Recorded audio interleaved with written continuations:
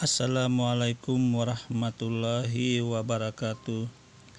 Alhamdulillah wa syukurillah wala haula wala quwata illa billahil aliyil azim, amma ba'.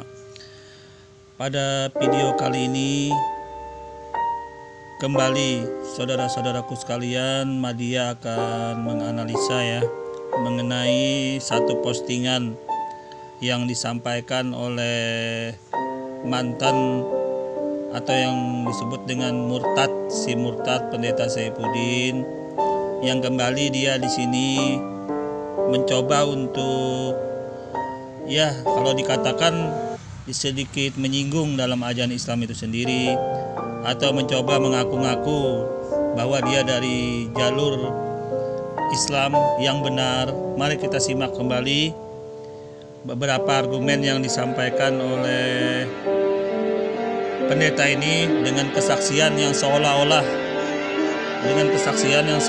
mengatakan orang ini berasal dari Islam, bahkan mengaku-ngaku sebagai keturunan Nabi Shallallahu Alaihi Wasallam. Saya tidak tahu apa yang dia maksud Nabi ini, tapi yang jelas dia korelasikan dengan Nabi dalam ajaran Islam itu sendiri. Ya tentunya siapa lagi kalau dia mencoba untuk mengait-ngaitkannya dengan Nabi Muhammad Shallallahu Alaihi Wasallam.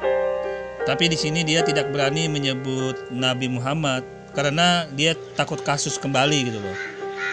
Dia hanya menyebut keturunan dan keturunan Nabi gitu loh. Tapi nggak tahu Nabi yang mana dia sebut gitu loh. Keturunan Nabi, sebagaimana keturunan Nabi dia sebut. Tapi nggak tahu lah dia tak khawatir terjadi kasus kembali, maka dia hanya menyebut keturunan Nabi di sini. Dia menghadirkan seorang saksi. Mari kita simak aja apa yang ingin orang ini sampaikan. Saya kagum dengan Tuhan, tetapi ternyata Tuhan membuat saya selalu terpukau hari per hari. Dia membuat hidup saya bertambah kaya, ada mukjizat-mukjizat baru. Saya ini merasa hebat karena jadi orang Kristen. Lah ini ada turunan Nabi jadi orang Kristen lagi, aneh kan? Anak urida anta. Nah, di sini kita sudah dengar dia menyebut keturunan Nabi. Ya, karena dia berkorelasi dengan Islam, siapa lagi yang dia maksud gitu loh. Tapi nggak apa-apa, dia menghindari jeratan hukum pidana, dia jemput hanya keturunan Nabi. Karena apa? Saya sampaikan di sini, apabila seseorang itu mengaku keturunan Nabi Muhammad Shallallahu Alaihi Wasallam atau yang disebut dengan para habaib, maka itu sudah jelas bisa dicek garis keturunannya, bisa dicek silsilah keturunan Nabi Muhammad, karena tidak akan bakal putus bin sampai ke atas, sampai ke Nabi Muhammad SAW. Itu bakal ketahuan dari jalur apa dia gitu loh, apabila ada seseorang yang mengaku Habib. Jadi dalam hal ini, apabila ada seseorang mengaku Nabi, keturunan Nabi Muhammad SAW, maka bakal bisa dipastikan dia ketahuan berbohong gitu loh. Oleh karena itu pendeta Saifuddin ini tidak berani juga dia mengatakan keturunan Nabi Muhammad, tidak berani. Dia hanya mengatakan keturunan Nabi, ya kan, nggak tahu apa yang dia maksud keturunan Nabi apa gitu loh. Apakah keturunan Nabi palsu atau keturunan Nabi apa, kita kan tidak tahu. Dia sebut secara umum. Juga kesaksian yang dihadirkan oleh pendeta Saifuddin ini, saya yakin tidak akan bakal berani dia menyebut binnya. Nama di belakang nama dia tidak akan bakal dia berani sebut. Sekali dia berani menyebutkan Al atau keturunan Al Idrus, misalkan Al Mustafa, Al apa gitu, Al Habib, Al apa gitu, dia berani nyebut, maka bakal bisa dipastikan dia bisa kebohongan dan kepalsuan, dia mengaku-ngaku keturunan Nabi. Oleh karena itu saya yakin tidak bakal berani dia menyebut keturunannya itu. Binnya itu tidak bakal berani dia sebut. Karena apa? Karena apabila dia bisa berani menyebut, maka kebohongannya terbongkar dan dia bakal kasus gitu loh. Karena keturunan Nabi Muhammad Shallallahu Alaihi Wasallam itu sudah jelas, nasabnya, garisnya, silsilahnya sudah sangat jelas, tidak bakal bisa dibohong-bohongin gitu loh. Oleh karena itu, mari kita simak apakah berani dia menyebut binnya di belakang yang mengaku-ngaku keturunan Nabi Muhammad atau keturunan Nabi dalam yang dia tentunya Nabi Muhammad dia korelasikan di sini karena dia kan berasal dari Islam. Oke, mari kita simak aja ya. Bilal amam takallam syai'an qalil limadha tantakil minal Islam ilal Masih. Coba katakan sesuatu. Kenapa kok kamu bisa-bisanya jadi orang Kristen itu loh? Pindah dari Islam, turunan Nabi lagi. Tafadhol. Shalom. Shalom. اسمي جورج. Nama saya George من اليمن. dari Yaman. اليمن مسلمين 100%. Di Yaman muslim 100%. لا يوجد. Nah kan sudah dipastikan. Saya yakin tidak bakal berani pendeta Saifuddin dan orang yang bersaksi di sini menyebut binnya di belakang nama. Kenapa? Karena itu bakal terungkap, bakal bisa ketahuan dia berbohong, dia berdusta ngaku keturunan Nabi padahal tidak, ditentukan dari di belakang namanya itu, binnya itu gitu loh. Karena itu sudah baku, sudah tertuliskan dalam silsilah Nabi dari sejak zaman Nabi Muhammad sampai sekarang. Dan apabila ada Habib atau keturunan Nabi yang baru lahir, itu sudah tercatat dan terbukukan dalam suatu silsilah keturunan Nabi. Itu sudah jelas, ada yang mencatat itu khusus, ada dari para yang habaib yang ngatur itu sudah semua, para habib-habib sudah mengatur. Jadi ketahuan kalau ada orang-orang ngaku keturunan Nabi, apa dalam hal ini keturunan Nabi Muhammad, dia mencoba menyebut nama di belakangnya, bakal ketahuan dia bohong apa tidak gitu loh. Tapi kalau dia menyebut seperti ini, maka ini akan memudarkan tindak pidana karena nggak menyebut nama Nabi Muhammad, yang jelas dia cuma menyebut keturunan Nabi. Juga orang yang bersaksi ini juga berani menyebut binnya di belakang namanya. Jadi nggak bisa juga dia disebut menista gitu, nggak bisa. Karena dia mencoba menghindari ini, makanya dia cuma menyebut mengaku-ngaku keturunan Nabi doang gitu. Nabi kan banyak. Kalau dikasuskan ke pidana kembali nggak bisa ini karena dia cuma menyebut Nabi secara umum. Walaupun nanti ujung-ujungnya dikorelasikannya ke Nabi dalam Islam itu sendiri, yaitu Nabi Muhammad SAW. Tapi dalam posisi ini nggak bisa ini dikasuskan, nggak bisa. Karena dia cuma menyebut keturunan Nabi gitu loh. Umum kan Nabi, keturunan Nabi. Oke, kita lanjut dulu ya. Dari sini sudah ketahuan kebohongan yang pertama oleh kesaksian dan pendeta Saifuddin dalam berargumen dalam posisi ini gitu loh. Oke, kita lanjut dulu kembali. Tidak ada gereja ولا يوجد مسيحيون. dan tidak ada orang Kristen. قصتي بدأت عندما كنت صغيرا في المدرسة الابتدائية. Saya awali cerita waktu saya SD. عندما كنت أعود من المدرسة إلى البيت Pulang sekolah ke rumah, أحب في هذا الوقت مشاهدة فيلم كرتون. waktu itu saya ingin nonton film kartun. لأن هذا قبل صلاة المغرب. Karena itu diputar sebelum maghrib. ولكن في هذا الوقت كان أبي يأمرني أن أذهب إلى المسجد. Tetapi bapak saya menyuruh saya untuk pergi ke masjid. لقراءة القرآن قبل صلاة المغرب. Untuk baca Quran sebelum sholat. فأقول له انتظر. Saya bilang kepada bapak saya, tunggulah sebentar حتى يؤذن. sampai ada suara azan. وبعدها أذهب للمسجد. Nah, setelah itu baru saya pergi ke masjid وأصلي. sholat. ولكن أبي كان لا يقبل ذلك. Tetapi bapak saya tidak mau menerima alasan saya. فكان يضربني. Kemudian bapak saya tempelin saya, فأذهب للمسجد. maka pergilah saya ke masjid وأنا أبكي. sambil menangis. لأنه ليس من قلبي. Karena bukan dari hati saya. فقلبي وعقلي مع الكرتون. Pikiran dan hati saya di film kartun. وليس في المسجد. Dan tidak ada di masjid. ومن ذلك الوقت كرهت المسجد. Akhirnya saya tidak mau ke masjid, وكرهت الصلاة. nggak suka sholat, وكرهت القرآن. nggak juga baca Quran. وعرفت لماذا كان أبي يضربني. Setelah itu baru saya tahu kenapa bapak saya tempelin saya. لأنه كان يتبع حديث محمد. Karena dia mengikuti ajaran Mr. M. محمد. Mr. M. Muhammad. Ya. الذي يقول Yang berkata, علموا أولادكم الصلاة ل7 ajarkan anakmu umur 7 tahun sholat. واضربوهم عليها ل10. Dan pukul kalau sudah umur 10 tahun. وبعد كبرت قليلا Setelah besar sedikit, أرسلني أبي إلى معهد عالي لتعليم الحديث وعلوم الإسلام. Bapak saya mengutus saya ke sekolah tinggi untuk belajar keislaman.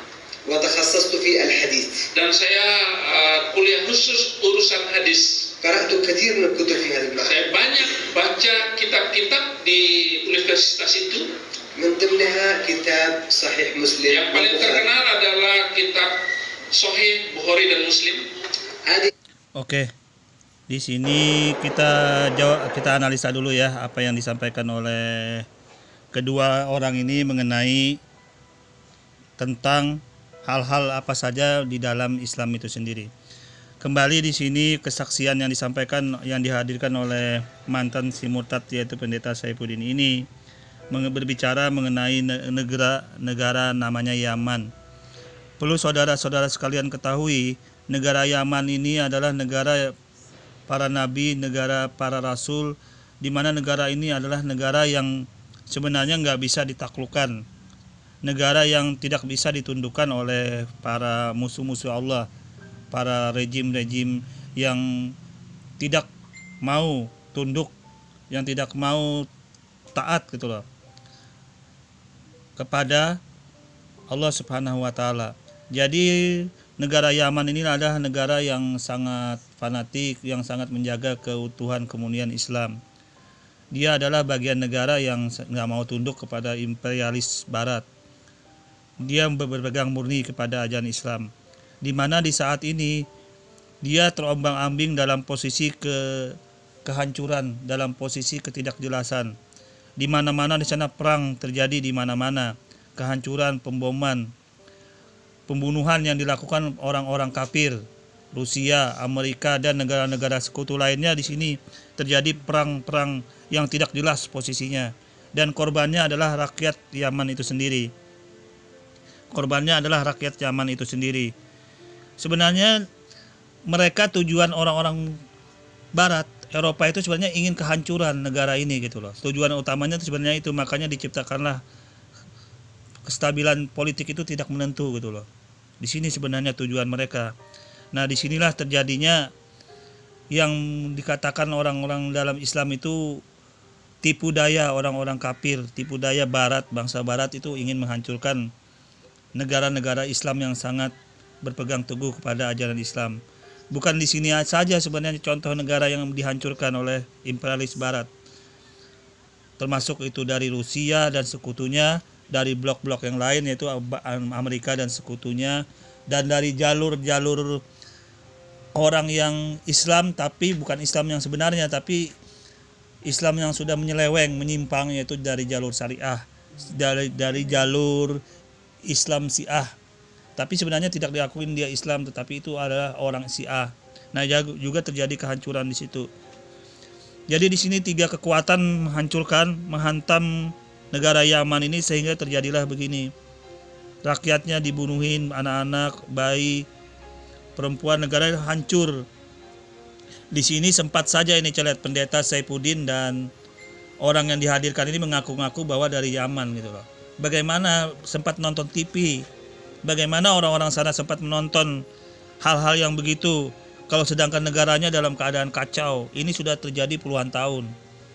Terjadi puluhan tahun sejak zaman dulu. Negara ini tidak ada tenangnya gitu loh. Bagaimana sempat nonton TV? Itu yang perlu orang pendeta ini dan kedua orang ini sadari gitu loh. Ini akibat apa? Ini akibat orang-orang dari jalur yang ingin menghancurkan negara Islam. Korbannya ternyata rakyat orang Yaman itu sendiri gitu loh. Nah, jadi inilah tipu daya orang-orang kafir, orang munafik yang ingin menghancurkan negara Yaman. Termasuk dalam hal ini juga negara Suriah itu dalam keadaan kehancuran politik segala macam itu kepentingan, ujung-ujungnya rakyat Suriah dan Yaman yang menanggungnya seperti ini gitu loh. Ini kemudian sempat aja kedua orang ini berbohong mengenai Yaman, sempat nonton TV apa dan bla bla bla. Tidak mungkin. Negara Yaman itu negara yang sangat kuat ajaran Islamnya. Pemerintahnya pada masa itu tidak bakal ada TV di negara itu kecuali orang-orang tertentu. Jadi rakyat Yaman itu tidak akan bakal nonton TV. Sekali lagi pendeta ya dan orang yang dihadirkan di sini, tidak mungkin rakyat Yaman itu menonton TV.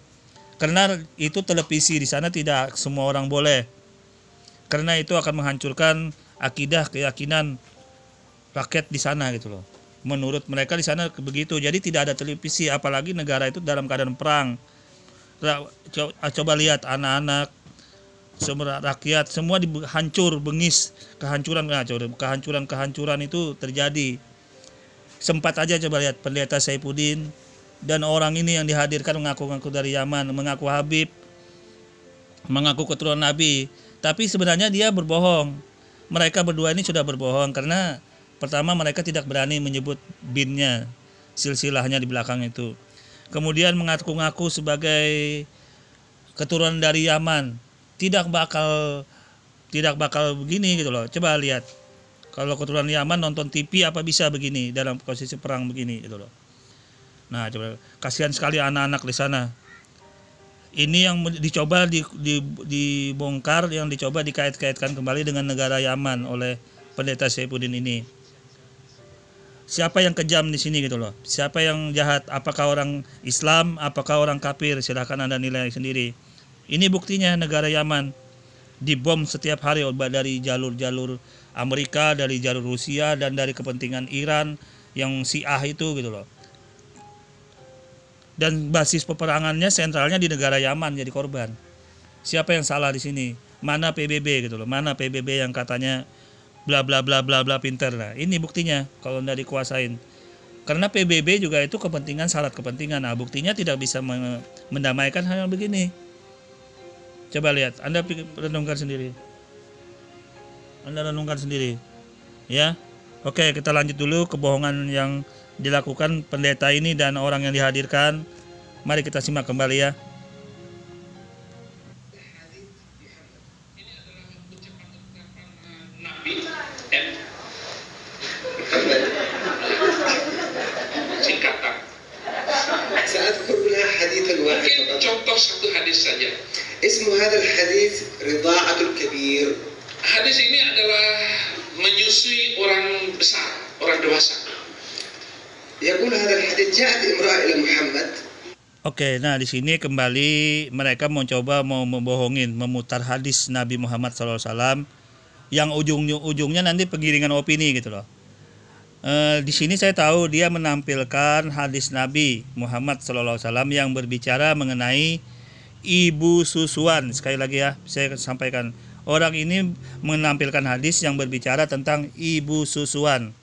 Karena di zaman Nabi Muhammad SAW itu tradisi orang di sana apabila orang melahirkan, maka yang menyusui itu bisa diangkat ibu susuan, artinya ibu di luar ibu kandungnya menyusuin anak tersebut. Seperti Nabi Muhammad SAW dulu, beliau pernah disusukan kepada orang yang bernama Halimatus Sa'diyah. Nah, jadi ibu susuan ini yang dibahas dalam hadis ini. Tapi mari kita lihat bagaimana dia mencoba untuk memelintir atau memalsukan artinya, menggiring opini sehingga salah dia memaknai hadis Nabi Muhammad SAW itu. Oke, mari kita simak ya. Di situ diceritakan datang seorang perempuan kepada Nabi. تقول يا محمد عندي مشكلة. Dia bilang, ya Muhammad, saya punya masalah. يقول ما هي مشكلتك؟ Apa masalah kamu? تقول زوجي Tentang suami saya, أبو حذيفة Abu Hudzaifah. عندما يعود إلى البيت Nah, kalau suami saya balik ke rumah ويرى سالم صديقي في البيت dan dia melihat sahabat saya namanya Salim, يغير ولكن لا يتكلم. suami saya cemburu dan diam-diam. فماذا أفعل يا رسول الله؟ Apa yang harus saya lakukan ya Rasulullah? ينظر إليها رسول Kemudian الله Nabi melihat ibu itu, ويقول لها ارجعي dia bilang, pulanglah kamu ke rumahmu وأرضعيه. dan susuin laki-laki itu. تقول كيف أرضعه يا رسول الله وكنت شارب ولحية؟ Bagaimana mungkin saya menyusui laki-laki itu sudah berkumis dan berjenggot? Oke, nah di sini kan pendeta Saifuddin ini mencoba mempelintir hadis itu. Dengan mengatakan bahwa yang disusui itu berkumis dan sudah berjenggot. Sebenarnya tidak seperti itu yang disampaikan dalam hadis Nabi Muhammad SAW itu. sebenarnya hadis ini menjelaskan batas usia yang harus disusuin pada saat orang itu sudah mulai dewasa gitu loh. Karena bagaimana? Karena di adat istiadat pada bangsa Arab di sana, apabila orang itu disusukan kepada ibu susu namanya, artinya ibu, bukan ibu kandung yang menyusukan, itu batasnya itu apabila mulai beranjak dewasa, mungkin berapa seperti kita ini dikatakan disapih ya. Batas menyapih ini sudah sangat jelas, bisa sampai 1 tahun, 2 tahun, 3 tahun, 4 tahun, dan 5 tahun, dan itulah yang diatur dalam hadis ini. Artinya apabila terjadi seperti ini, batasannya ini gitu loh. Ini yang dimaksudkan dalam hadis yang disampaikan dalam hadis Nabi Muhammad SAW. Batas menyusukan sebagai ibu susuan kepada anak yang disusukannya itu gitu loh. Karena yang menyusukan ini bukan ibu kandung, sekali lagi. Batas menyusukan itu. Jadi berapa batasannya? Nah, inilah yang diatur sebenarnya dalam hadis Nabi Muhammad SAW itu. Tetapi pendeta Saifuddin mencoba untuk menggiring opini mengenai hadis ini. Mari kita simak dia menggiringnya ya.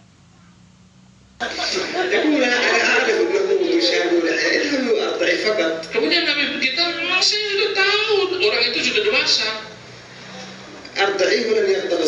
Pulanglah kamu dan susin, maka suamimu nggak marah. Kemudian dia balik ke rumah dan dia menyusui si Salim. Kemudian dia balik lagi kepada Nabi, saya sudah susui itu orang. Ini hadis membuat saya aneh. Bagaimana mungkin saya percaya kalau ajaran semacam ini adalah Nabi? Maka saya tanyakan dokter hadis di sekolah itu, hadis apaan ini? Kita coba baca hadisnya apa? Kemudian saya baca hadis itu di depan mahasiswa-mahasiswa teman saya. Teman saya semua tertawa. Kemudian dokter itu marah sama saya, kemudian ditempelengnya saya. Dia suruh saya keluar dari kelas. Dia bilang kepada saya, kamu setan.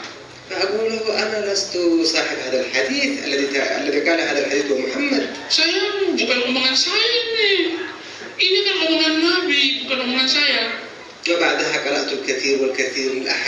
Setelah itu saya membaca banyak dan belajar spesifik hadis-hadis. Pahamlah saya bahwa yang begitu bukan ajaran Nabi. Dan Oke. Nah, di sini kan sudah kita lihat kan alur penggiringan opininya mengenai orang yang menyusu dewasa menurut pendeta dan orang yang dijadikan saksi ini. Mengapa dia sampai berkata seperti ini? Karena dia hanya menggiring opini dalam posisi ini. Maksud dalam hadis itu sebenarnya sudah bisa diterangkan, sudah bisa dijelaskan langsung. Saya jelaskan di sini.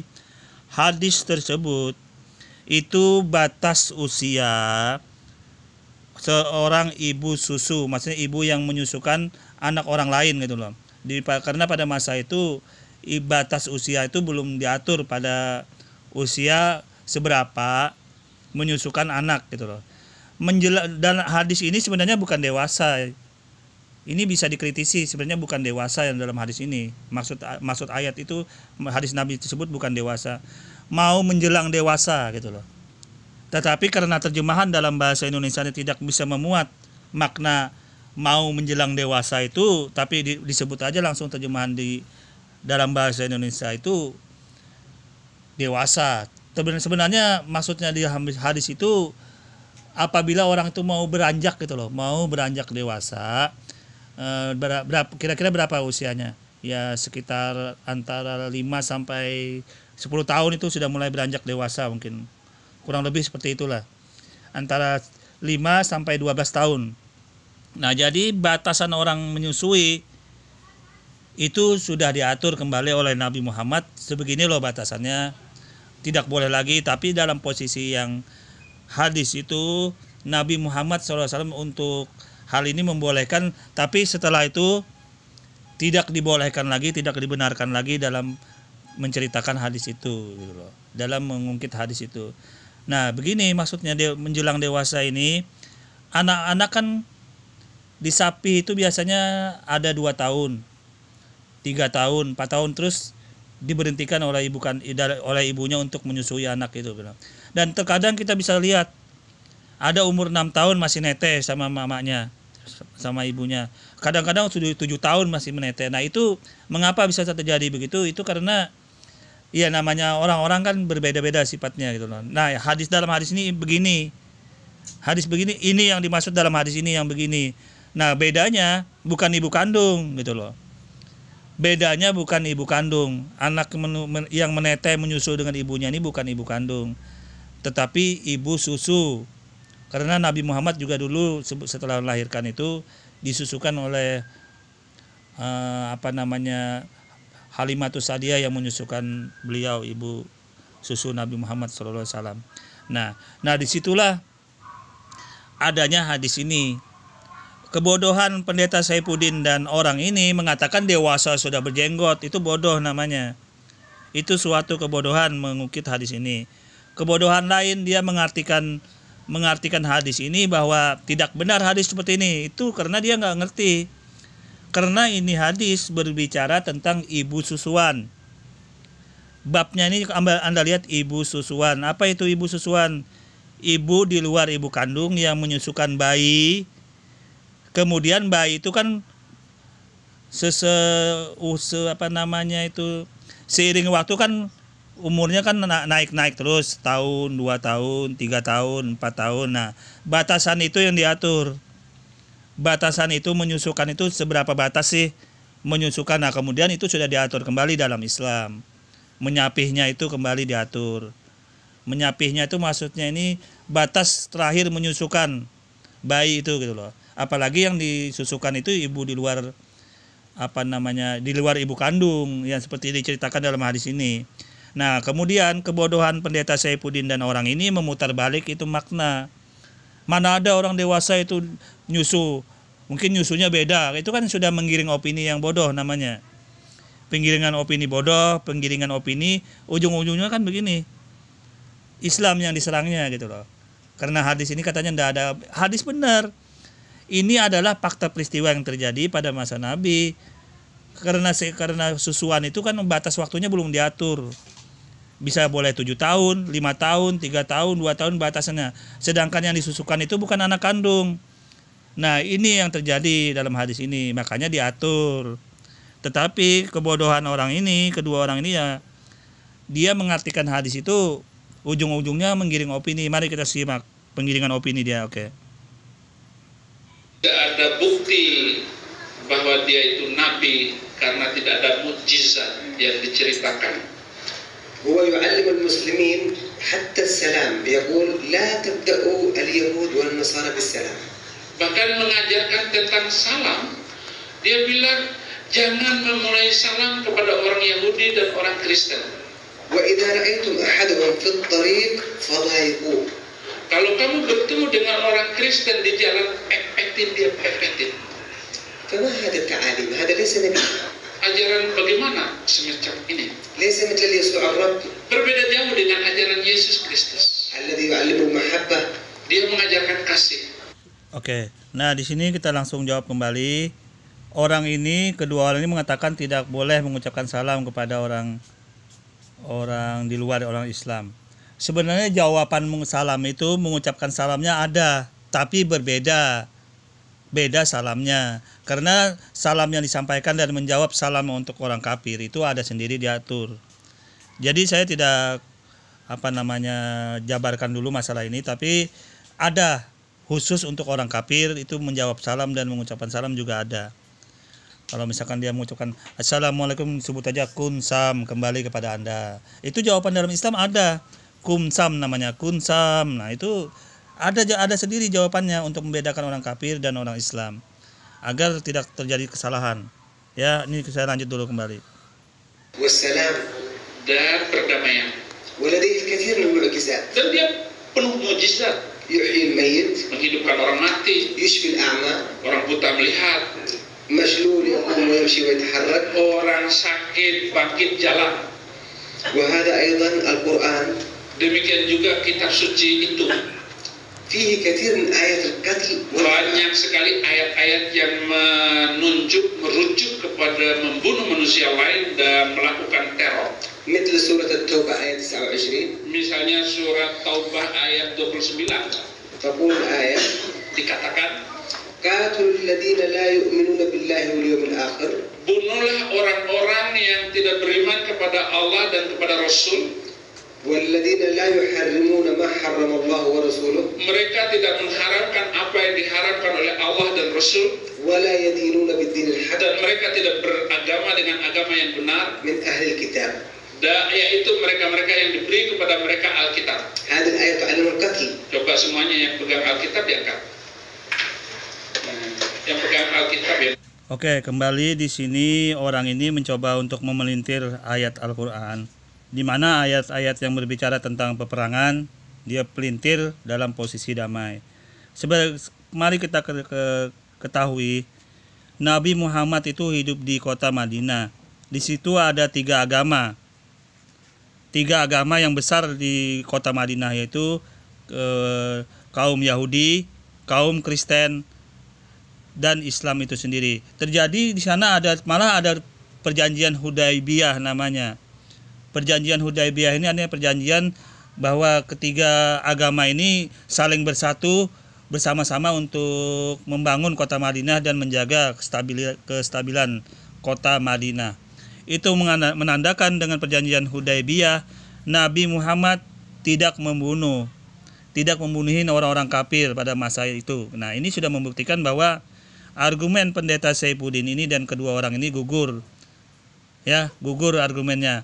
Nah, kemudian pada saat pembebasan kota Mekah, itu Nabi Muhammad tidak ada membunuh seorang pun yang di kota Mekah.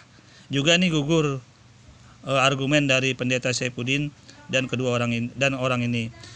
Dan fakta nyata Indonesia itu kan orang Islam semua. Tidak ada yang dibunuhin orang-orang di luar Islam. Fakta nyata. Tidak ada secara massal dibunuhin. Ada nggak diserang? Tidak ada.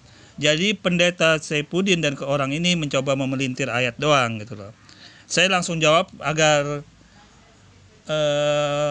logika dan akal waras orang-orang yang mendengar pernyataan pendeta Saifuddin terhadap ajaran Islam itu terbantahkan semua gitu loh. Apa yang membunuh gitu loh. Dan bukti nyata Anda silahkan lihat ini kekejaman bangsa-bangsa orang di luar Islam. Membunuhin saudara-saudara kami di Yaman, di Suriah, di Palestina, itu semua orang-orang kafir, orang-orang yang menyekutukan Tuhan. Nah, ini semua orang Islam menderita sekarang diserang. Ini orang mana yang membunuh, yang ngebom, yang menghancurkan ketenangan umat Islam di seluruh dunia? Ini terjadi kehancuran negara. Jangankan sempat nonton TV yang katanya berbohong ini orang pernyataan. Semua disampaikan di sini terjadi gitu loh. Mari kita simak ini. Oke, kita lihat kembali lanjutannya. Kayak mereka.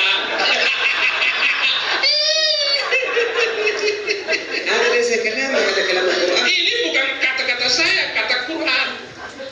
افتحوا القرآن واقرأوا وانظروا في داخله. Bukanya, baca sendiri. في سورة الأنفال آية 60. Di surat Anfal, surat ke-8, Anfal itu harta rampasan, ayat 60.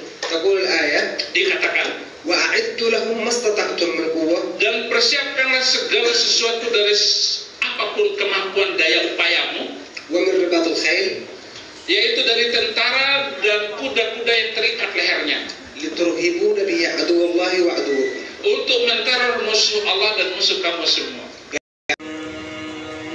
Apa yang diajarkan oleh perjanjian baru.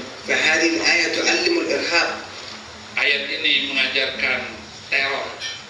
ولكن الكتاب المقدس ماذا يقول يسوع في متى 5 آية 44؟ Sedangkan Injil Perjanjian Baru mengajarkan kepada kita Matius 5 ayat 44. يقول يسوع الرب Berkata Yesus Kristus, اليوم أقول لكم hari ini saya berkata, أحبوا أعداءكم kasihilah musuhmu وصلوا من أجل الذين يضطهدونكم dan berdoalah untuk orang yang menganiaya kamu, لتكونوا مثل أبيكم الذي في السماوات. agar Bapamu di surga mengasihi kamu juga.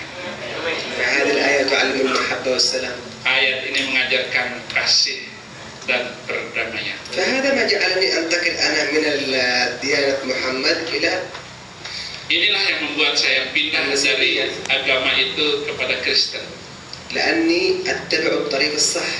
karena saya mengikuti jalan yang benar. وليس أنا الذي اخترت يسوع ولكن هو الذي اختارني. Bukan saya yang memilih Yesus, tapi Yesus yang memilih saya.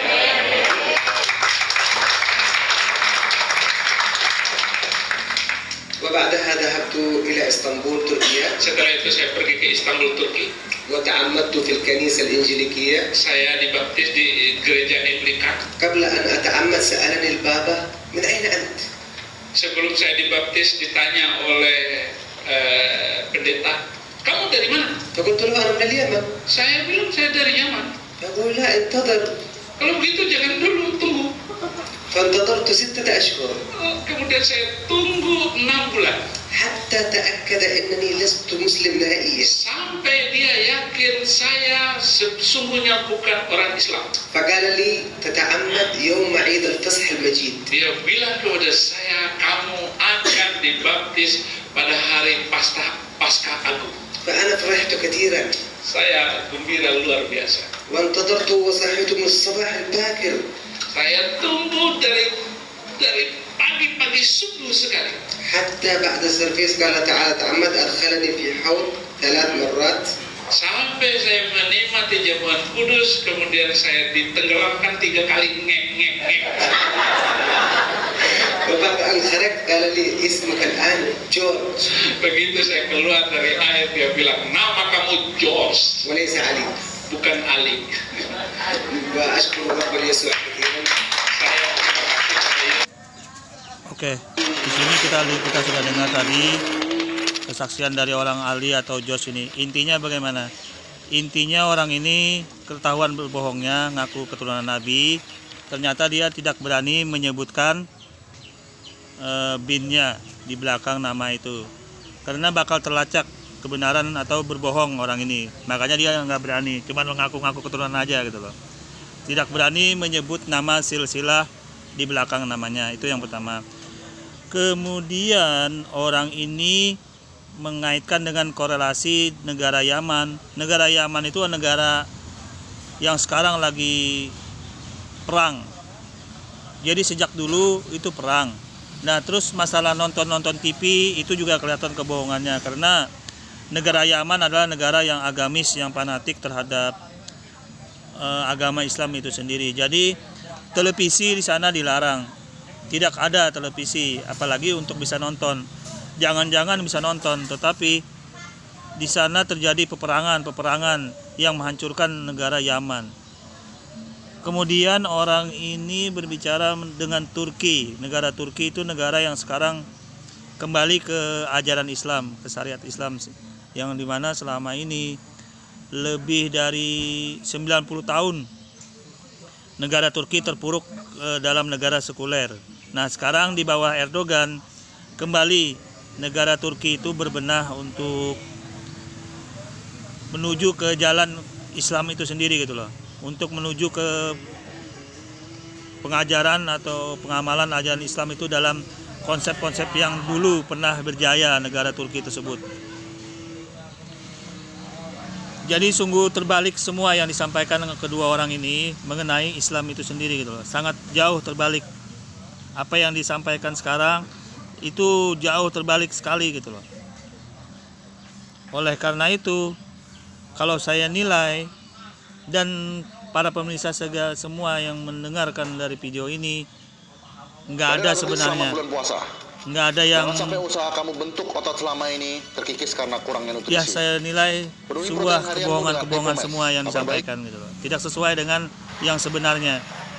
Bagaimana penderitaan rakyat Yaman, dia tidak sadar. bagaimana rakyat Yaman menderita, dia coba untuk berbohong selama ini gitu loh. Sungguh sedih saya mendengar dalam posisi ini. Bagaimana penderitaan rakyat Yaman itu.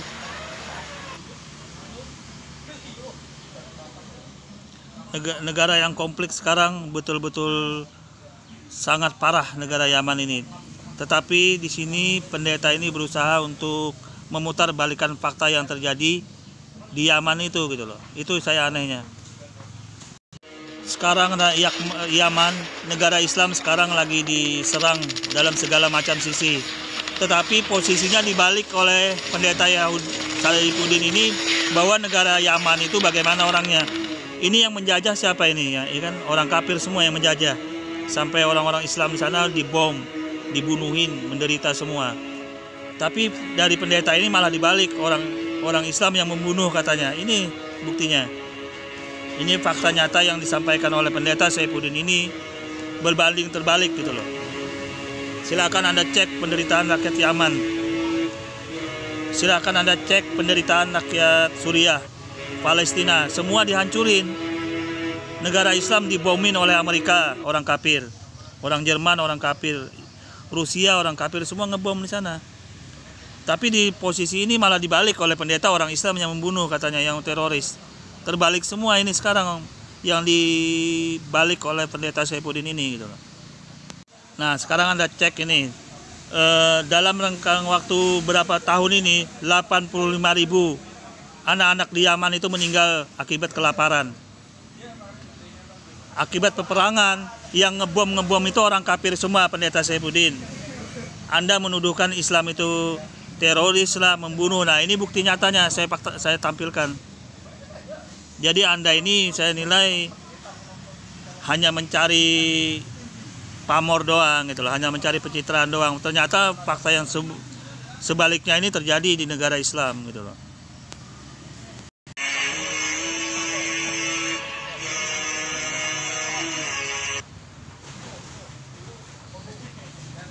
Oke, saya kira sampai di sini dulu ya rekaman video saya sampai di sini. Kurang lebihnya saya mohon maaf. Wassalamualaikum warahmatullahi wabarakatuh.